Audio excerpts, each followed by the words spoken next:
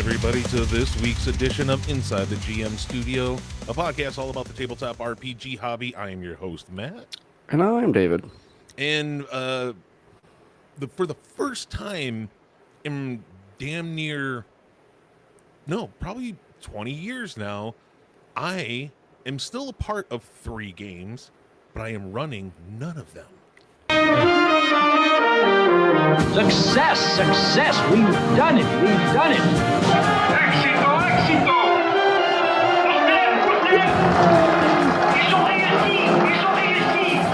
Good job, buddy. Yes, I am in 3 game groups, but I am GMing none of them.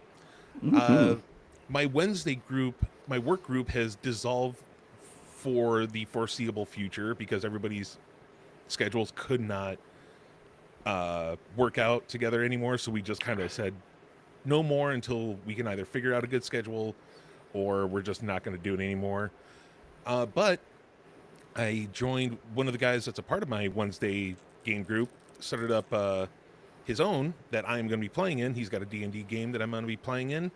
I got, of course, ours with David. And then my Thursday group, our Cyberpunk campaign finally came to an end, and we're starting brand new with Blades in the Dark, and I'm going to be playing in that instead of running it. So I got to talk with some of the other board members and, of course, HR, because I think our contract says that if we're doing this show, we have to be running a game, but I believe there's a few loopholes in the contract, so we'll see what happens. I'm running it, bro. I'm running it. Yep. I think David's name is just going to have to be the first name on the building again. It's like a 70-30 split, which just means that I have to talk 70% of the time, which is probably already accurate. Yeah. So That's why his name was already first on the building. Not much to talk about with the Blades in the Dark game because it just started. We just had a session 0. It was kind of wild for a minute there because Dan, the guy that GMs for, that is going to be the GM, had a list of games that he wanted to try. He's got a system that he's working on, which he kind of ex-nayed. We were all psyched about it. We were like, fuck yeah, because he's almost done with it. They're like, yeah, let's give it a test. And he's being very protective over it, and he doesn't want to throw up anything shit. So he's just like, I'm going to take that off the list. But he put a poll up in Discord, and it was Blades in the Dark, Star Trek Adventures, Pathfinder 2nd Edition. There was a 4th one, which was a PBTA vampire, or it was like a Fae versus vampire game, which nobody voted for. And then his game. like as if Fae versus Vampire game didn't already sound stupid, then it's a Powered by the Apocalypse system on top of it. Luckily, all of us, Dan is the only one. He doesn't even really like Powered by the Apocalypse. He likes Blades in the Dark, but he's not a big fan of Powered by the Apocalypse. But he thought it sounded fun, so he threw it on there. I voted for Blades in the Dark and Pathfinder 2nd Edition, because those are 2 games that I have not played yet. Blades in the Dark, I love Blades in the Dark, and I like it when Dan runs Blades in the Dark because he's really good at it. He's really good at that grim, dark, and horror themes. So I was like, fuck yes, let's do that. And Pathfinder 2nd Edition, because I want to play it, but I have not found a game to try it out yet. I have played Star Trek Adventures. I think it's fun. I think it's great, but I don't want to do... I don't know. I think Dan's campaign would be short enough, but I don't know if he's a Trekkie nerd enough in order to make it feel very Star Trek. Yeah, so but everybody voted for Blades in the Dark because we all played with Dan before with Blades in the Dark, and he kills it every single time. So we're going to go with that. Also on the game docket, we started our Barbarians of Lemura last week. Yeah. I don't know how you say it. Lemura? Lemura? Lemura? I downloaded the Foundry version, and it only comes in French, but it comes there is a module to translate it. That's weird. Why French? I don't know. So the book says it's French. printed in Lithuania. Really? That's what it says. Wow.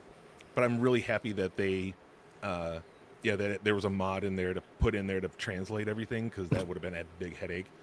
But I'm using that to kind of learn some of the stuff as well, because it came with full in the module for Foundry, it came with a full what is that thing called?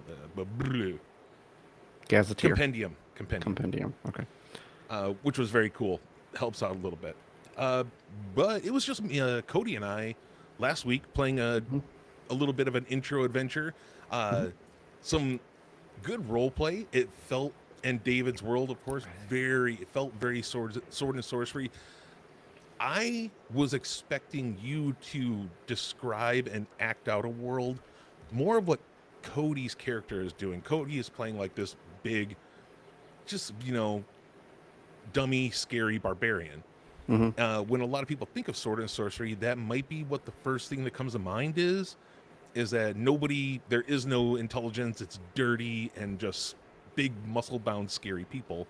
But you didn't do that. I was kind of surprised with some of the flavor that you were throwing out there with the buildings and the city itself. I was like, okay, it feels very sword and sorcery, because you were talking about the buildings are made of clay and thatch, and it was, but I didn't have that grimy, darker feeling that I thought you were going to go for. Yeah, I mean, there's different textures to it, right? You're in kind of like a desert port city, so that just is going to have a different feel than something that's more kind of European feeling. I don't know. I wanted to set it in a desert environment. I thought it'd be kind of neat. And yeah, I don't know. I don't know. When I think of sword and sorcery, I think of Conan, and Conan's actually really clever, despite the way he's portrayed in the movies. Like, he's a pretty shrewd-minded character. He just usually doesn't need to use his smarts to outwit someone. But yeah, I realized that was a challenge, because I realized that you have one in mind, but Patrick and Cody don't have anything. They don't have any in mind, and or appeal. I don't think either of them have any in mind or appeal. They just stacked up on agility and strength. And so you're the only one with any points in that. And so we didn't really get too much combat. We had like one little skirmish, I think. Yep. And then there was kind of some investigation, but now we're getting to some more kind of dungeon crawly elements, and I'm gonna kind of, bring Patrick's character into the loop. The whole idea, like, I'm kicking myself, because initially I had set up, I was going to do this adventure as like a 3-session adventure of about, 3 sessions of about 3 hours, maybe 4 hours, but. And then Patrick said he couldn't make it, and I was like, maybe I can just kind of cut some elements out and kind of crunch it down into a single session. And then we weren't able to do that. And so now it's like I kind of am like halfway between these of like what I want to go do with it. So, but so far so good, I think. It's mostly just been kind of texture and investigation and storytelling. Nothing too high concept or whatever, just tropey and kind of pulpy. That's what I was just about to say, is at the beginning of it, it wasn't too tropey. Like, sure, you're talking about it is a desert setting, but I don't know, maybe I just have it in my head that whenever people think of sword and sorcery, low fantasy, they just think of, dirty, one-eyed street toughs at every angle. And you threw in a lot more flavor into it and made it feel a little bit more civilized. And then the first trope really that kind of that you threw in there was that we're going up against a cult. Like, that's it. Like, the first big bad is a cult, and that's a very sword and sorcery, big beginner villain thing. But no, I didn't find anything else you did really tropey for sword and sorcery. Yeah, I mean, it's just, you can I mean, it's certainly tropey, maybe not cliche. Maybe that's probably a better word. I'm thinking more cliche instead of tropey. But it certainly is kind of hitting some of the beats of, random pair of adventurers down on their luck are approached by someone of noble standing to look into something, find someone with the promise of great riches. They're investigating. It turns out that they have to batter up some, easily dispatched henchmen, and then lo and behold, there's a cult that's at play, and all that's pretty tropey. So, but as long as it's enjoyable, it's you want it to be a little bit tropey without being cliche. So that's good. I had a good time with it. I'm really looking forward to our session later today after this show. Stay tuned. Yeah. But I want to get into a little bit of news that's been coming up for the last couple weeks that I've been holding on to. So let's go ahead and get into a little bit of news. Beep, beep, beep, beep, beep, beep, beep, beep, beep, beep, beep, beep, beep, beep. So, in the last couple weeks, Daggerheart has officially, Officially, you know what? Hey, Edgar, will you drop that beat? Thank you. go Thank you, sir. take two. Daggerheart has officially released to fucking resounding sales. They've been doing really well, but we all saw that happening. If it's going to be with Critical Role, sales are going to be really good. Except for they're not Daggerheart official. WizKids is in trouble because WizKids put out recently some Baldur's Gate 3 minis. So WizKids, for all of you out there, if you get minis that are official D&D licensed minis pre-painted, they're made by WizKids. And you know the detail that comes on these minis, they're not very good. So WizKids recently, even though they have already in the past has had just terrible quality of their minis, they put out this recent set for Baldur's Gate 3 with all the characters from Baldur's Gate 3 in their Icons of the Realm set. The fucking thing, oh god, how many, I need to look this up real quick because I don't want to, Baldur's Gate minis, WizKids, because I think it's only like 8 minis, right? Yeah. Yes, it is. Okay. So And 1, it's 2, 3, 4, 5, 6, $100. seven minis. 7 minis for $50. And my god, are they fucking horrible. All right, well, let me see them, man. I'm pulling up. So, hold on. I mean, I don't think Yeah. that, from what I've seen from their minis qualities, I don't remember who was doing them in 4th edition, but whoever was doing the 4th edition minis was on point. Those were, that was WizKids. In 4th edition, like Yeah. early 4th edition days? Yep. All right. So, maybe they've just changed how they've done them, but they used to be decent. And then they kind of stopped being as decent. But I wouldn't say that they're terrible, but I haven't seen them in many years. okay. So I'm going to show you, for everybody that might watch the VOD later, and of course David right now, they've already dropped the price. It was $49.95. Now they're $29.95. So this one here, showing these minis, this is what they showed originally. They were just like, this is what they're going to look like, right? Yeah, that looks fine. It does look fine. I mean, the base looks a little chintzy, but the detail on the coloration on the mini looks okay. But I'm going to show you what really came out. This is what really came out. So, of course, the image on the left is what they said it was going to pretty much Clearly, look like. yes. One on the right is what came out in the box. Yeah, that looks a pretty big difference. Yeah, and all of them are that bad. And, of course, everybody fucking was of course, very angry about this. They just spent $50 on... I bet you anything. Actual gamers probably didn't care because they're used to WizKids now. But people that just wanted to buy some miniatures to have up on a shelf or something, that liked Baldur's Gate, they weren't exactly gamers. Yeah. But they were fans of Baldur's Gate, and they just wanted some minis to put up, maybe up on their, like I have minis up on my computer monitors. Yeah.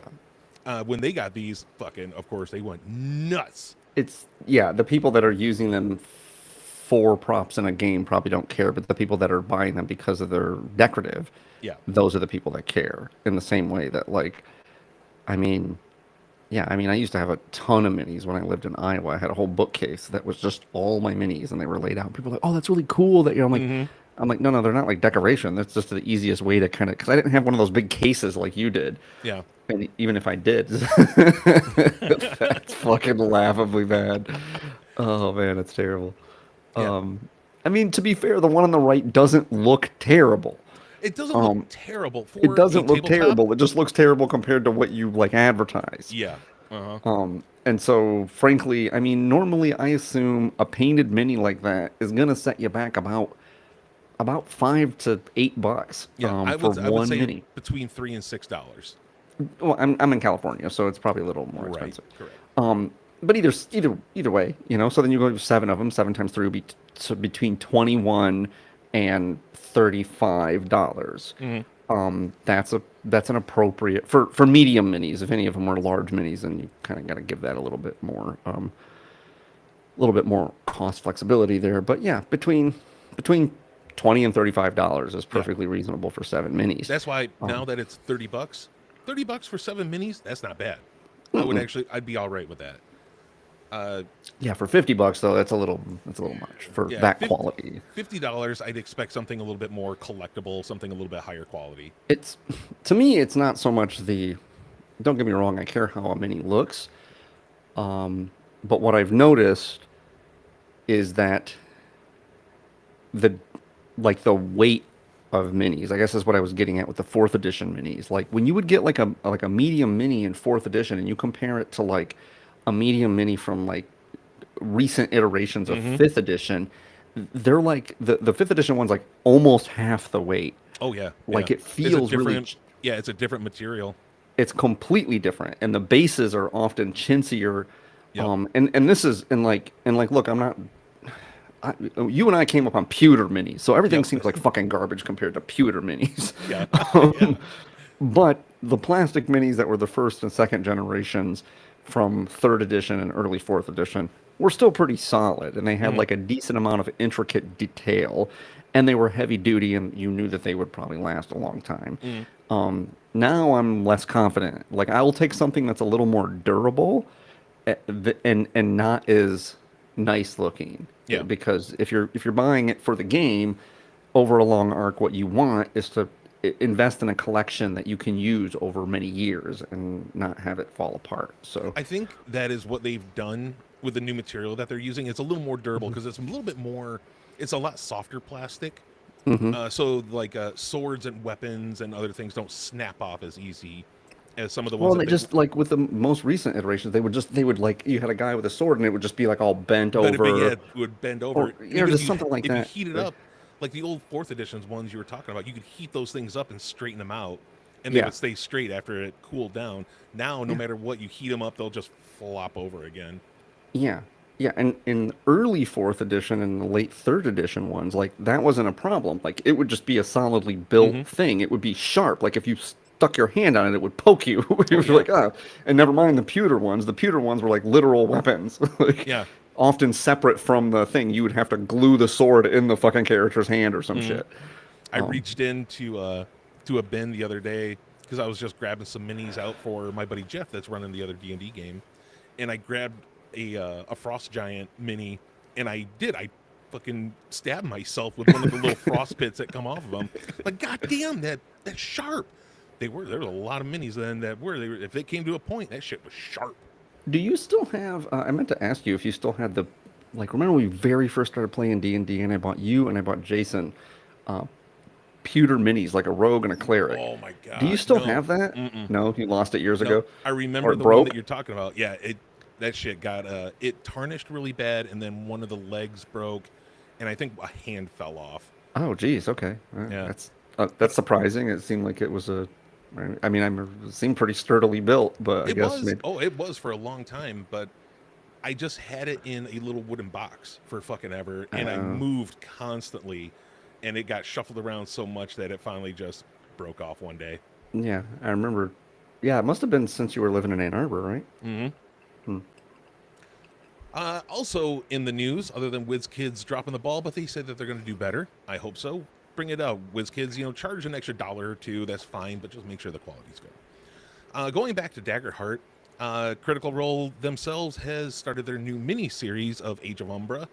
Matt, Minis series? minis is a series. No, no, like a literal mini series. I think It you is. mean. Okay. Yeah, they're doing a mini Okay. series of a live game of Matt Mercer's grimdark setting in the Daggerheart book, or as they call it, fuck, what do they call those things? Something frame. I can't remember. But I've been watching. I watched the first episode. I watched Session 0, character creation. I watched episode 1 and episode 2. I'm digging it quite a bit. I like that the players are having a good amount of fun because they know it's a mini series. And right at the beginning, Matt asked them, how deadly do you want this to be? And they said expert mode. We want a challenge. We want to see what's up, and we want to put this game system to the test to see what would happen if we wanted to do, because a lot of people read Daggerheart and they're just like, oh, it is for people to just go have this heroic fantasy. It's really hard to die, all this other stuff. They wanted to see how they could push the game system to do so. And in just the first 2 episodes, they've had 3 close calls to characters dying already. And it's been a good fun adventure so far. They are very much going into the grimdark aspects of it, which I really like. Even their characters, they flavored them up awesome. Ashley Johnson is playing in the game. The race is called a Clank, which is kind of like a Warforged or just like a like a mech or something like that. Golem. And she flavored it as a statue that back, thousands of years ago, these things were guardians, and they were filled with divine magics to become these guardians. And then when the gods died, all of the divine energy from her left, and she just became a statue for like 1,000 years. Until recently, where these other characters have found her and the life got put back into her. It was really fucking cool. Talison's character, he's playing a Fae, but in the Daggerheart book and world, they say that the Fae are very insectoid-like. So he's playing this spider creature, humanoid spider creature that's actually very cool. That's a hat maker, which I thought was really kind of cool. He's a tailor and hat maker. It's been a good, fun journey so far, and I can't wait to see where it's going. I'm going to keep up with this one as long as it's not like their usual campaigns. Of course, this is a mini series. It's not like their actual campaigns where they're usually about 200 episodes. So I'm looking forward to the end of this. And it's kind of cool watching these guys play in a grimdark setting. Yeah, I didn't even finish the most recent season of Ex Machina, Vox Machina. So I need to kind of get back on that. But yeah, I mean, it sounds cool. I mean, it's like Ashley Johnson is like fantastic in everything. Like, oh yeah, all of them. Like, I love. I think she's a standout. She has a very versatile like voice acting. Oh sure. There's presence. A couple of them in there. Liam O'Brien, Ashley Johnson, very versatile. Sam, I think he's a better director than he is a voice actor, but he's still, of course, he was a child actor. Same thing with Taliesin and Ashley. They were all child actors that grew up. Laura Bailey and her husband, Travis, both very good voice actors, both very funny. And of course, Matthew Mercer is he's probably one of the guys that will be on the Mount Rushmore of voice actors at some point, because he's just done so many. His IMDb for his voice acting work is one of the longest lists you'll ever see. And I like that they stayed in it. Like, Critical Role could pay them everything that they need, but they enjoy being actors, and they like being in the voice actor world, and they're going to stick with it. So I like that. Acting. The last bit of news that I want to get to here is kind of a congratulations. And going with Vampire, I've been talking about Vampire the Masquerade a lot. You have a bit that came up on my news feed. Jason Carl, who is, I don't think he's the creator of Vampire. I think he's just like the creative director or something like that. Yeah. The brand marketing manager is now again the official brand marketing manager for White Wolf. When White Wolf went under back in the early 2000s, 2000s, but they became World of Darkness. They got rid of White Wolf, and they were the World of Darkness project. And then when Onyx Path grabbed them up, I think they went by Onyx Path, and then they went back to World of Darkness, and they've been World of Darkness ever since, until Paradox Interactive bought them, and now they are officially White Wolf again. And with this, they have all of their licenses back. Beforehand, they couldn't touch a lot of things because Onyx Path and World of Darkness, whatever kerfluffle was going in legally, they couldn't really get everything. So in 5th edition now, they were able to get Vampire the Masquerade, of course, which has been doing gangbusters, which is kind of the reason that they were able to become White Wolf again. So in the 5th edition line, there's Vampire, Hunter the Reckoning, and Werewolf the Apocalypse. Vampire the Masquerade, of course, doing gangbusters. Hunter the Reckoning. I think a lot of people back in the 4th edition era, when World of Darkness just came out, a lot of people liked the World of Darkness setting as playing as mortals fighting monsters. Mm-hmm. So I think that's why Hunter the Reckoning is doing as well as it is right now. And Werewolf, the Apocalypse 5th edition, a lot of people have been going back and forth saying that they really don't like it or they think it's the greatest fucking thing ever. But that's Werewolf the Apocalypse fans for you. If people like Werewolf the Apocalypse, they love it. They think it's the greatest game in the fucking world. I've never met a single person that has played Werewolf that has either said, I think it's the greatest game ever, or they say, it's just kind of dog shit and I don't really care ever to play it ever again. But since they got White Wolf back, now Promethean's on board, Changeling's back on board. But what I'm excited now, they said we're getting right into Mage the Awakening 5th edition. So that is, it's one of my favorites. I absolutely love Mage the Awakening. And the 5th edition rules for Vampire, I thought were fantastic. So I can't wait to see what they're doing for Mage. Promethean, Wraith, Mummy. I know he says in here how many they have. Oh, yeah, here we go. It's just like the fucking General Mills cereal of fucking role-playing game. Count Chocula and fucking mummies. So Jason, Blueberry. in this Q&A with Jason Carl, he goes, blah, blah, blah, blah, talking about it. So not all of our licenses are publicly visible, but there are over 50 of them. 50 licenses that they have. But that's, of course, every edition of Vampire. And later on in here, he talks about he wants to do a whole Dark Ages line again. He wants to go back to Dark Ages, but this time instead of Vampire, because it was Vampire, Dark Ages, Werewolf, the Wild West, Hunter. I think they did Dark Ages as well, or maybe they did something else. But I think those were the only 3 that ever did any other timeline than modern. Past, yeah. So he says he wants to do a Dark Ages for all of them, where I think it should only be Hunter, or if you're doing that, maybe you should just be playing a mortal going against monsters in the Dark Ages. Hunter should be a steampunk, like fucking Victorian era. Oh, that would be that'd be the best. Think of that. Yeah, that would be the best era to set like a fucking like Van Helsing style vampire or fucking steampunk Sherlock Holmes kind of shit. That's the. Anyway, go on.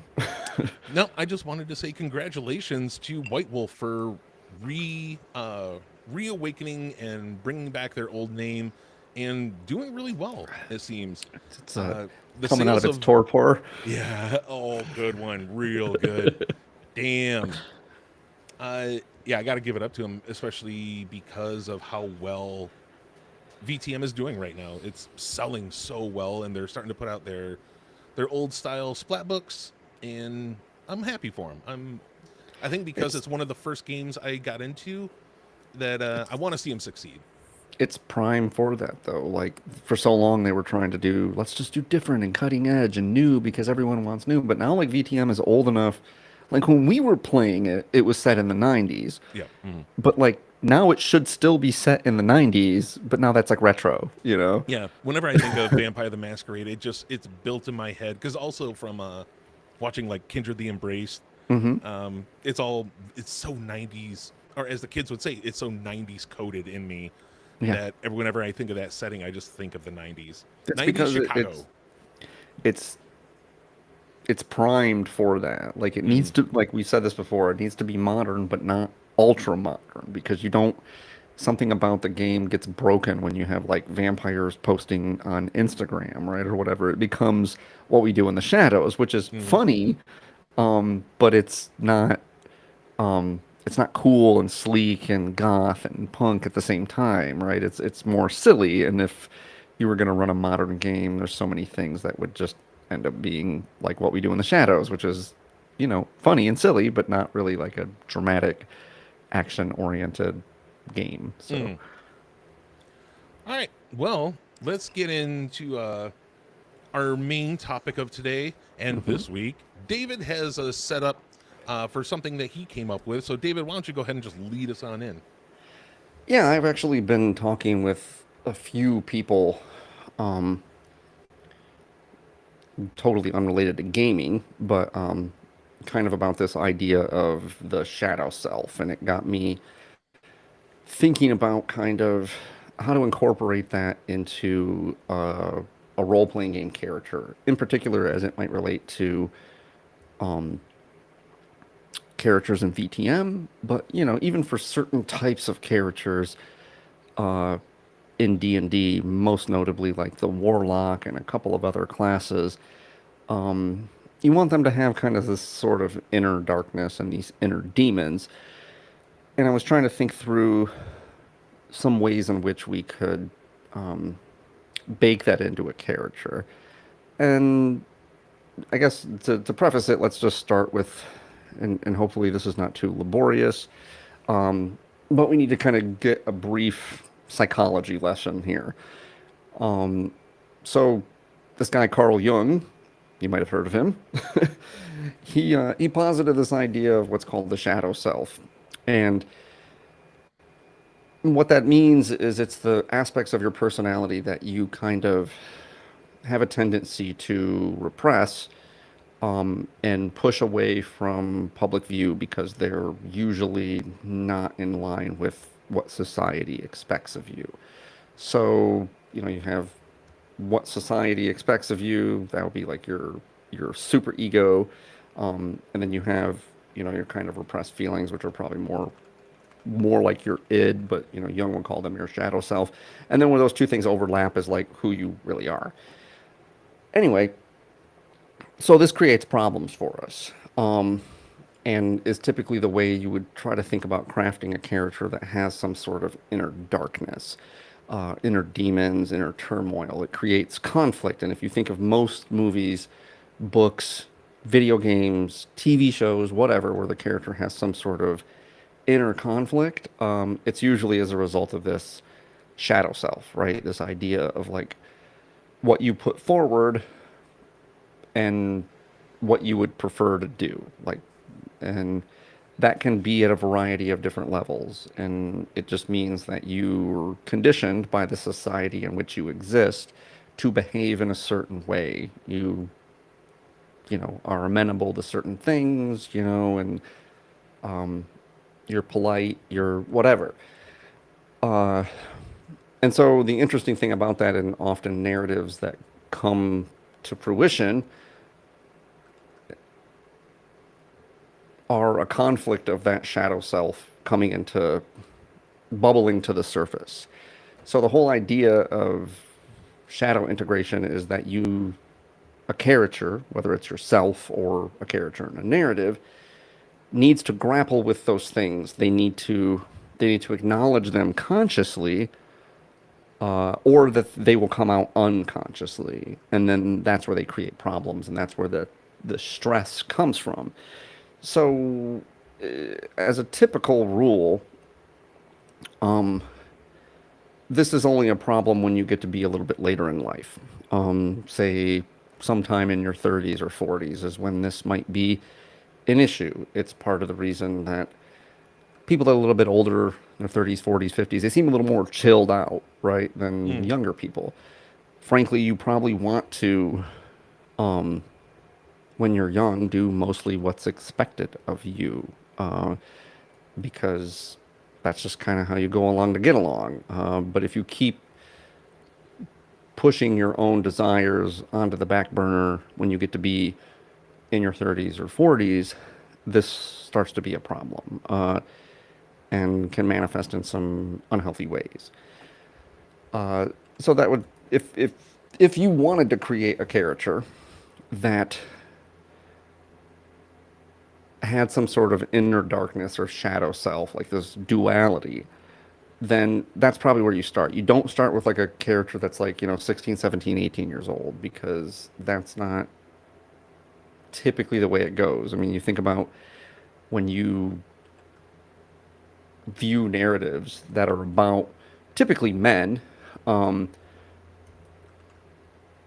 they're usually in a little bit older, like sometime between early and mid 30s, where this would be a problem. I always think of Fight Club. Fight Club is probably the best example of the actual manifestation of a shadow self, right? Like Tyler Mm. Durden Uh-huh. is a is a shadow self. Like he is all of the desires that the character in the narrative wants to fulfill but cannot.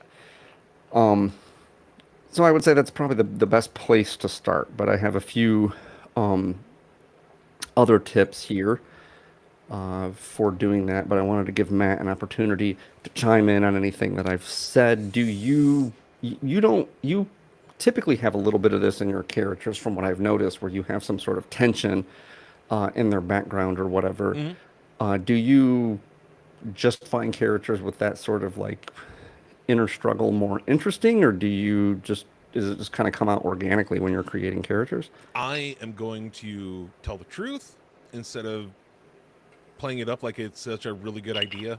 Uh, like I've come up with this good idea for this character that I can play into. It's more about, and I know David has seen me in play. I use these tactics of I'm going to set something up for either the other players or the GM to shine a little bit later, or give them something to play with. Sure. And that's why I do it. I like to give a good past, especially if it's a little rocky, or uh, if there is that inner demon in you at some point. I want to give this ammunition to the GM Mm. for them to, if they want to use it later, badass. If you don't, no skin off my teeth, because it's something that if it doesn't come up, it's not gonna bother me. I just brought it out there I put it out there for the guy running the game. Whoever Mm. is running the game, I want to give them ammo for story later. Yeah, I mean that's probably wise, right? But the whole if you were going to have a character arc that is kind of inner demons or shadow self or inner darkness, whatever you want to call it, the the catharsis to be had there is precisely kind of what I mentioned, which is that the character is probably struggling with some aspect of their personality. Mm-hmm. And then throughout the course of the campaign or the story or whatever you want to call it, they learn to kind of integrate those things that their shadow self into um, their character, and then that shows growth throughout the Yeah. course of the adventure, and it's pretty difficult to do. Um, but like I said, I have a few tactics. So, like generally speaking, from character creation, um, in order to create some sort of emotionally charged situation, try choosing character options that make you kind of uncomfortable. Um, Specifically, if they're things that scare you, because generally speaking, a shadow self is born out of fears: fear of rejection, fear of abandonment, fear of whatever, usually societal expectations and letting somebody in particular down in society. I don't mean like a fear of spiders, a fear of snakes or whatever. I mean, that can work too, but generally the things we value and the things that we're scared most of have to do with other people and their expectations of us. And Mm-hmm. that's why you might smile politely when someone insults you, and because you don't want to confront them, or you might, behave passive aggressively to someone, or you might, just not say something to someone that is doing something wrong because you just fear social reprisal. I mean, these things they go deep, and generally speaking, by choosing things that are character options that are less than desirable outcomes. And I don't even mean necessarily just your background, like your background and all that stuff, like, but the actual options for your character, spells you choose, or um, things that are subclasses or options for which abilities and stuff, things that just generally make you uncomfortable that are probably going to be fertile ground for an emotionally charged situation. Um, Anything to add to that, Matt? No, I think one reason why I fall back on the character with inner demons or their shadow selves, as you say, is because it's really pliable and it could be used in so many different directions. Right. Uh, because it can be used to bring them down, which is totally viable. It can be used to bring them up, very Hmm. viable. It can be used to be a driving force for why they fight or why they do what they do. It can also be the hindrance into what they do to keep them back. Uh, so going back to even our little bit of a tropey sort of thing, is that it's a multi-tool is what it is, because it can Mhm. be used for so many things.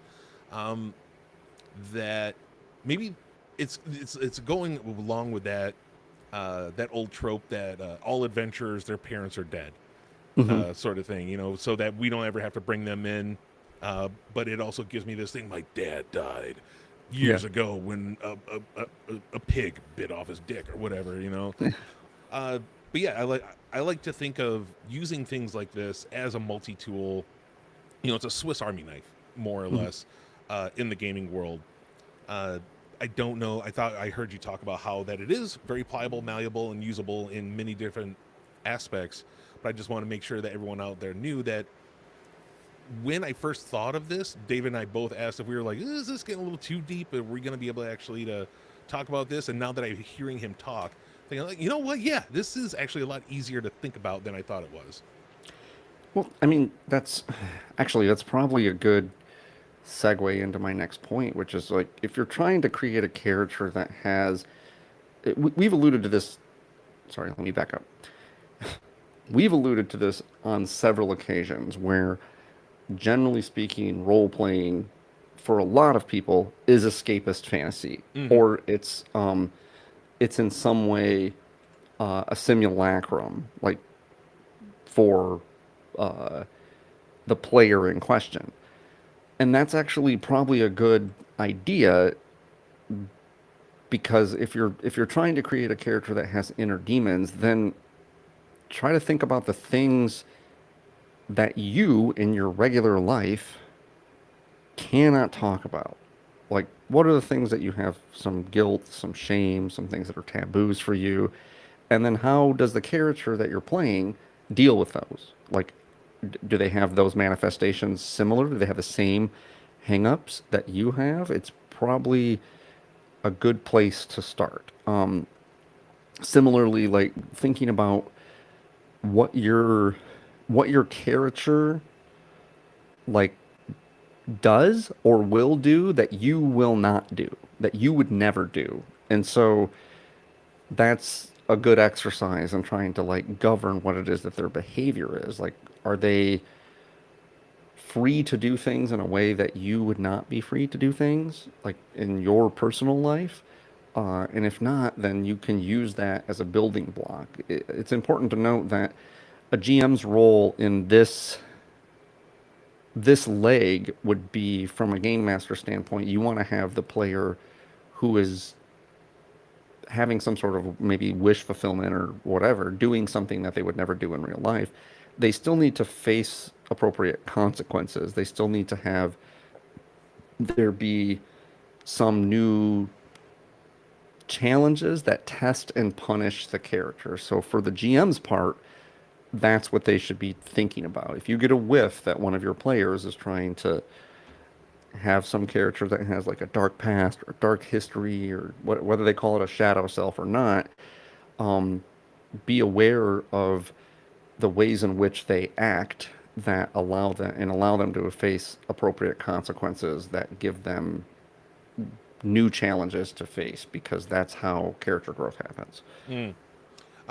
When you're creating a campaign and a character decides to have an intricate backstory with inner demons and all that, when do you think is like the optimal time to bring that up if you're going to implement it into the campaign?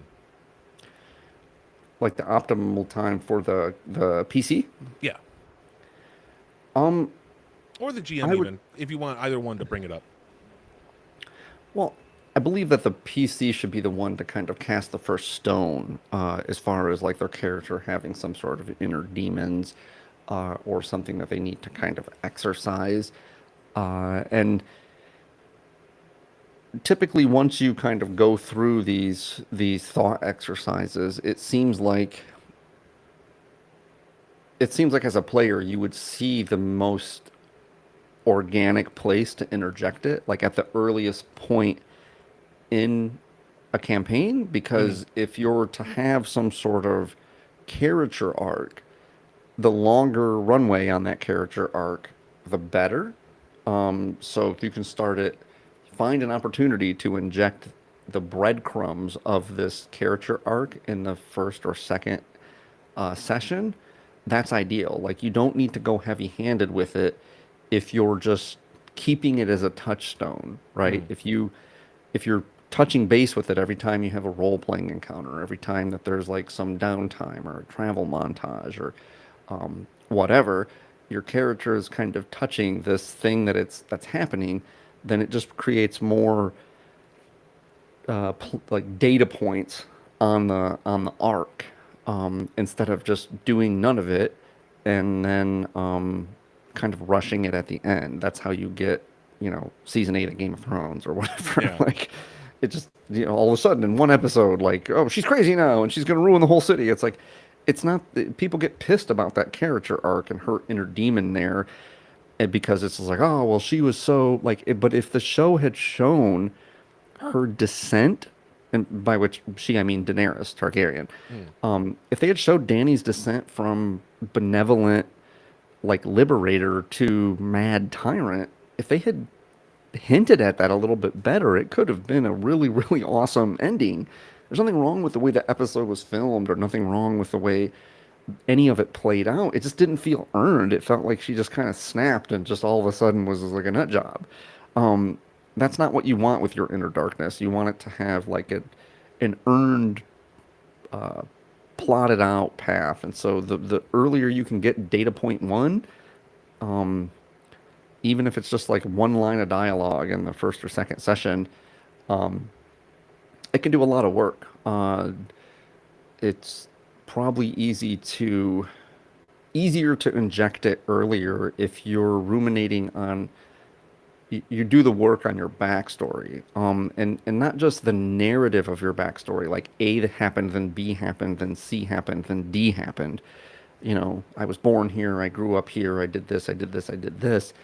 But if you for this sort of character work, you need to be thinking more in qualitative terms and not linear quantitative terms, right? Figure out in your character's childhood or past, like in what ways has someone rejected them.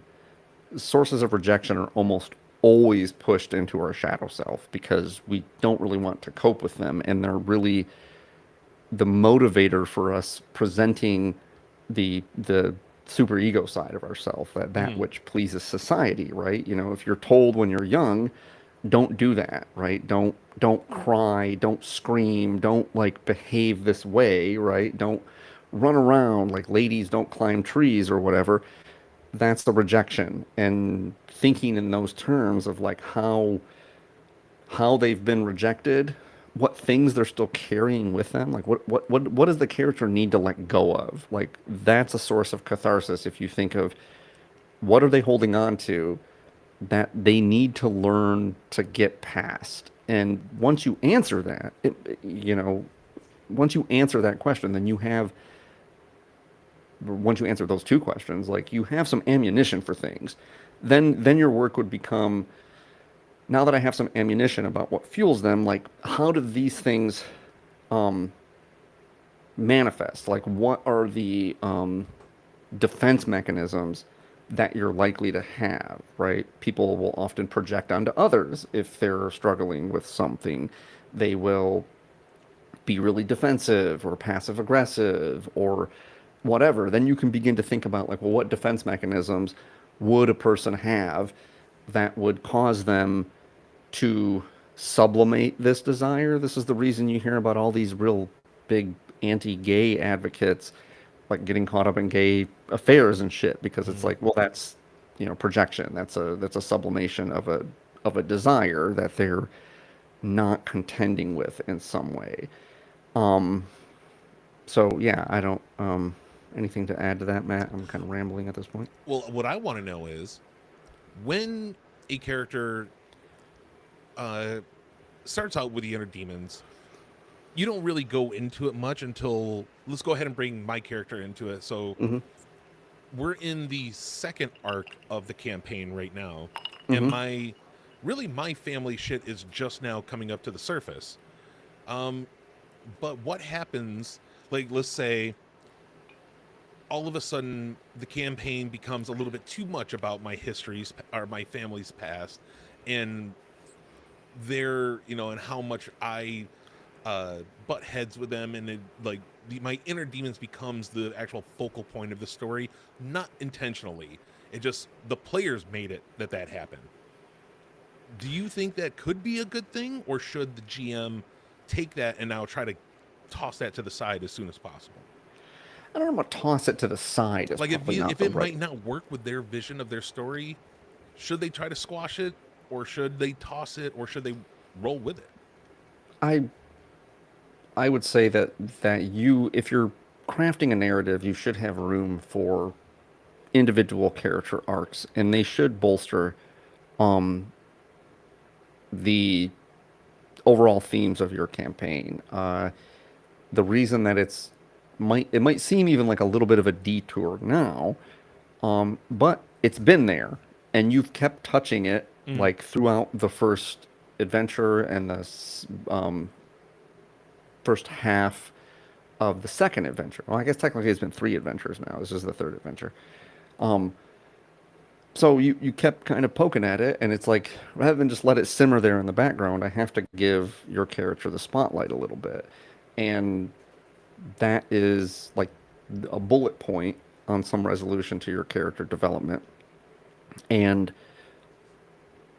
I would hope that the other players don't mind a little bit of emphasis on your character, but it's I agree that it shouldn't become the central conflict because no one player should be the central protagonist of any given campaign. Maybe a couple of sessions, maybe even a whole adventure, but for the most part, scene to scene, you should be juggling that and introducing things that tie their personal conflicts into the overall narrative. mm, Um, that's really, really key is as a GM, you want to figure out if a character is going for some sort of inner, like shadow work, inner catharsis of integrating this personal character arc. Try to figure out a way you can tie that to the actual plot points.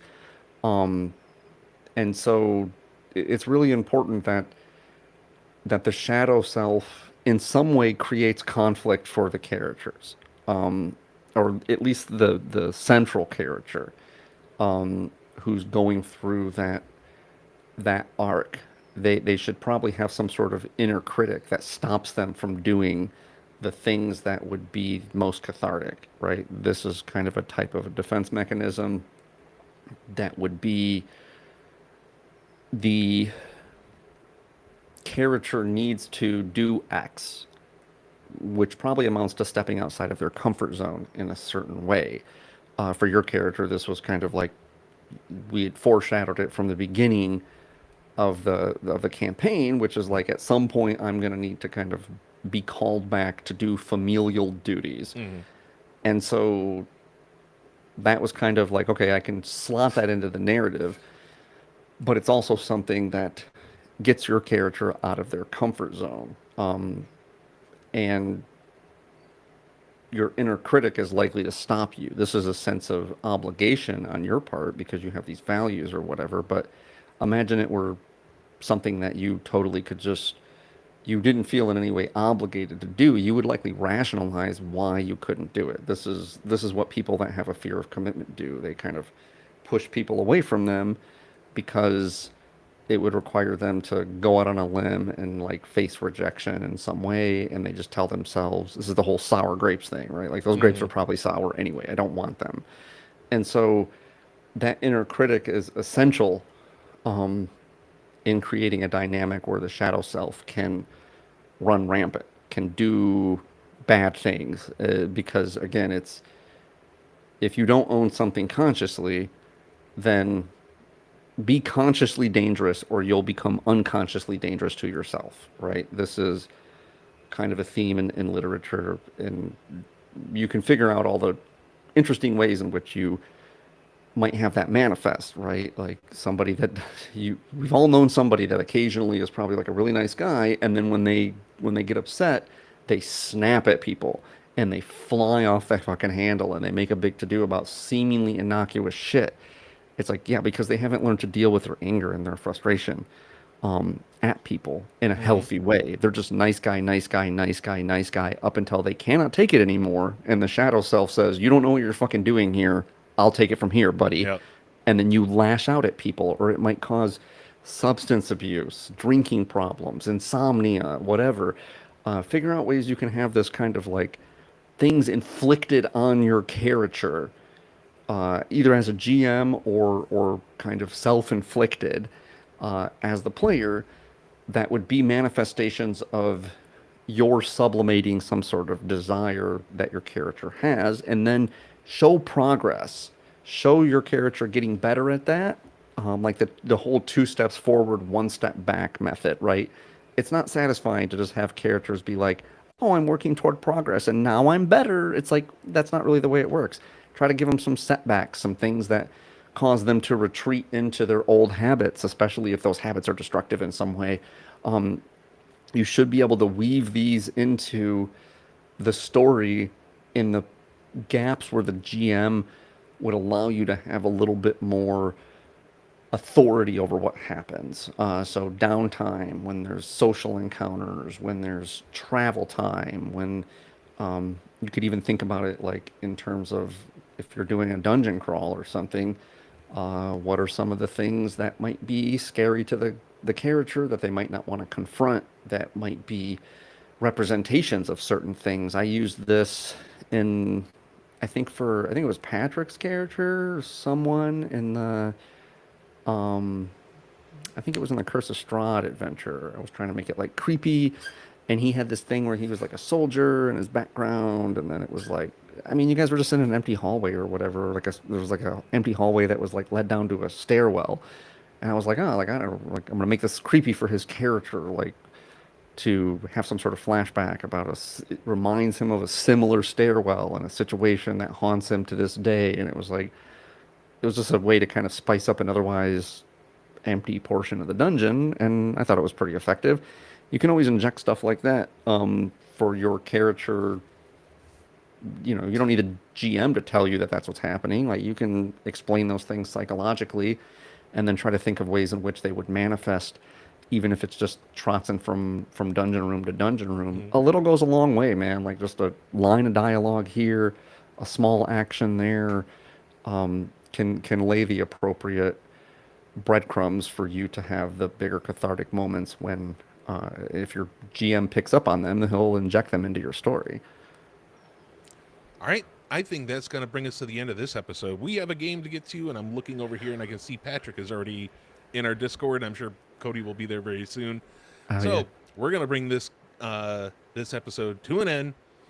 For all of you out there that would like to contribute to the show and maybe talk about something or bring up a question that you want us to talk about, send it to insidethegmstudio@gmail.com. Ask us anything, or tell us that we're doing a good job. Tell us that we're doing a bad job, how we can fix it. We just want your interaction. We want to talk to you. Let us know how you found the show. I forgot. I've been wanting to know that for a while now. If you want to see our happy faces, you can come watch it live, usually every Sunday at 9 p.m. Eastern at twitch.tv/InsideTheGM Studio, or you can go to our YouTube. Just search YouTube, Inside the GM Studio, and you can find all of our VODs from when I started recording them. Fuck it. For this week, for Inside the GM Studio, I've been your host, Matt. And I am David. A good night.